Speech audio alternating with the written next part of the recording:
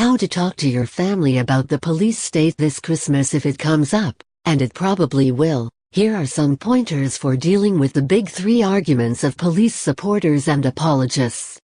Christmas is a time for families, feasts, gifts and drawn-out arguments about politics and religion with people who you love. If it has come up often in the news the past year, it will probably come up at family Christmas get-togethers, for better or worse. And so this year it is entirely likely that the subject of policing in America will be one of those topics. Try to remain calm, listen attentively and then respond with irrefutable arguments. Below are some things your family are likely to say and believe about police, followed by facts and ideas to inform your responses to them. Police put their lives on the line to protect us. There are 17 other jobs more dangerous than policing, and a majority of deaths by law enforcement officers are vehicular accidents, not getting killed by bad guys. When you factor for getting killed criminally by an assailant, only about 5-6 per 100,000 of America's 800,000 law enforcement officers with powers of arrest experience a fatality on the job. Which means that there are only about half as many deaths as the 20th most dangerous profession, 10/100,000, the brave women and men who install the wires that bring our homes internet and telephone services. Besides the big lie that policing is dangerous, they are not doing it to protect us. Take away the paychecks and special policing privileges and see how many show up out of the goodness of their hearts to keep us safe. Who you gonna call when the galactic butt monkeys rape your children? Okay, they may not say it like that. But they probably are going to appeal to the necessity of policing based on the constant threat of evildoers, an absurd notion in and of itself. Most people never experience a violent crime in their entire lives. Of those that do, the majority are attacked by a family member, friend or somebody else that they know. Those crimes that do occur by random evildoers have a very low clearance rate, meaning they are, more often than not, never solved. So if something bad happens to you or your loved ones, you should be prepared to deal with it yourselves, or let it go. Assume responsibility and risk for your own safety, because police aren't going to even when they insist that is their purpose. You might as well call for a pizza if you need something to make you feel better, because it will likely be more effective than police. Relying on them will just add to the frustration, confusion and unanswerable questions your tragedy has already stirred up.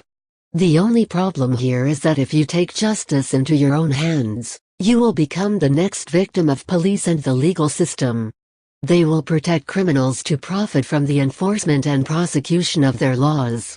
Their monopoly on violence binds you to their service, removing choice and self-responsibility, which is the key component to self-ownership.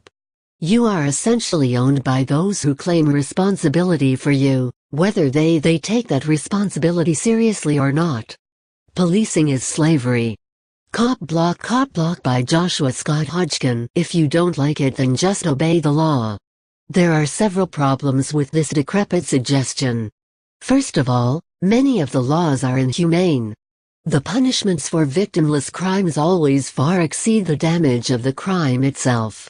The laws are the problem, and obeying them mindlessly and suggesting everyone else does is basically just saying that you should consent to and assist police and politicians with cruel, inhumane acts that deny humans freedom, liberty and self-ownership.